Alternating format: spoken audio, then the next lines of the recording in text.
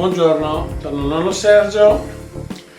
Oggi farò il filetto di maiale alla Calvados e da lì ho tirato fuori l'arrosto per fare anche dei agnolini, che è un piatto della zona di Verona, che sono dei sempre ravioli, che si possono fare asciutti o in brodo. Il filettino di maiale è fatto con questo Calvados, che è una grappa spagnola, senape e Calvados, come ho detto, poi viene emulsionato con dei peperoni e cipolla, che adesso vi farò la ricetta e vi presenterò. Il filetto di maiale alla Calvados, che sarebbe bagnato col vino bianco. Ci saranno una mela, poi un julienne di peperoni, un fondo di carota, cipolla e sedano, che mi servirà i pezzettini per fare dei tortelli che si chiamano agnolini. La cottura che farò adesso verrà adoperato anche i pezzettini per fare questo ripieno dei tortelli molto gustosi della zona di Verona. Dopo, quando farò la salsa, ci metteremo il Calvados e le sue salse. Così. Allora voglio fare due cose insieme. Il fondo, come ho già detto, carote, cipolla e sedano, che viene rosolato a parte. Questo qua adesso lo saliamo un pochino col sale magico e viene rosolato a parte, e poi lo cuocerò in forno con la sonda, che deve al centro 65 gradi, noi lo teniamo tenero. In parte farò il julienne di peperoni e cipolla. Tirerò la salsa con della senape, worcestershire e vellutata di latte con legato o panna. I filetti, che adesso ci metto un po' di sale, spicchi d'aglio,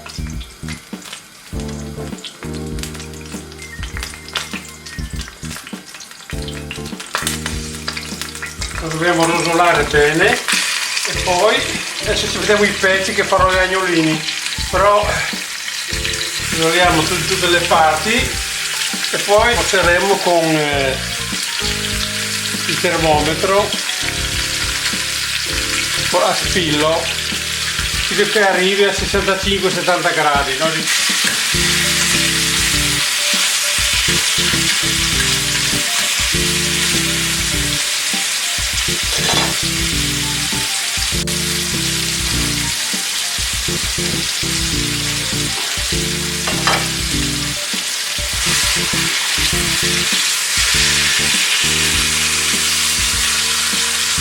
Deve fare una crosticina. Ora bagno col vino Sauvignon di Specogna e subito dopo ci metto anche il Calvados. Faccio evaporare un pochissimo e mi preparo la sonda, il termometro a sonda, per mettere in forno 35 gradi. Intanto con poco olio rosolo il fondo, carote, cipolle e sedano, con anche una mela rossa. Taglio a julienne la cipolla, i peperoni gialli, i peperoni rossi, e poi mischio con pochissimo olio, un po' di sale magico, e su in forno a 220 gradi per 10 minuti e il composto è pronto. Un po' di sale magico,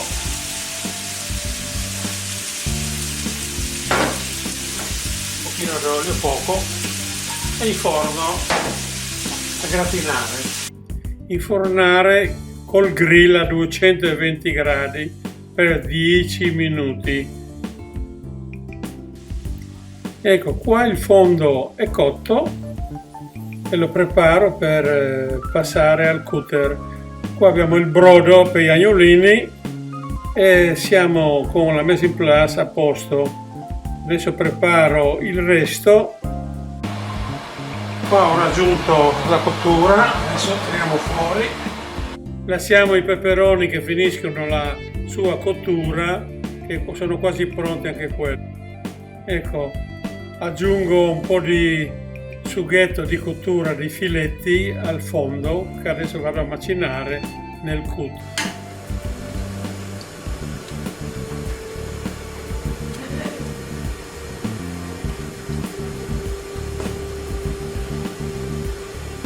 E deve essere bello rosa così. Ecco, ho lasciato un po' di fondo di cottura, ora ci metto 2 cucchiai di senape, ci metto, poi aggiungo il ketchup, anche lì circa 2-3 cucchiai di ketchup, poi aggiungo il Worcester, mezzo cucchiaio di Worcester, poi mettiamo anche un po' di salsa di soia, anche lì mezzo cucchiaio di salsa di soia e siamo a posto. Ecco, adesso per poter addensare potete mettere panna o se no, come sto preparando io, un po' di vellutata che è acqua o latte con fecola.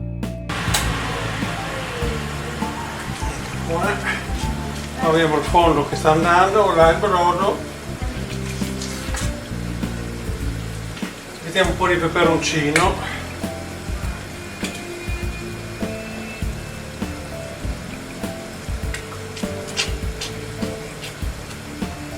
peperoni, col grill. Facendo riposare il filetto vedete che i succhi stanno fuoriuscendo, che noi li riprendiamo per legare il sugo principale. Mettiamo ancora un po' di calvados.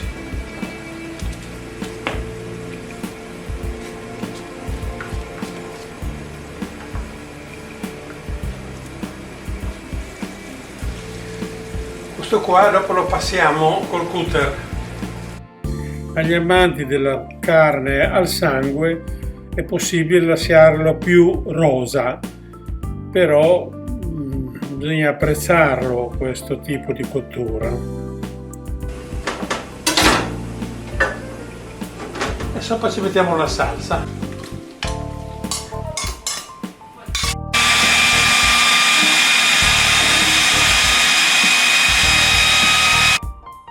Metà del fondo di verdure che abbiamo passato nel cutter lo aggiungiamo nella salsa della carne. All'altra metà verrà adoperato che frulleremo i pezzettini di carne che abbiamo lasciato a parte per fare il ripieno degli agnolini.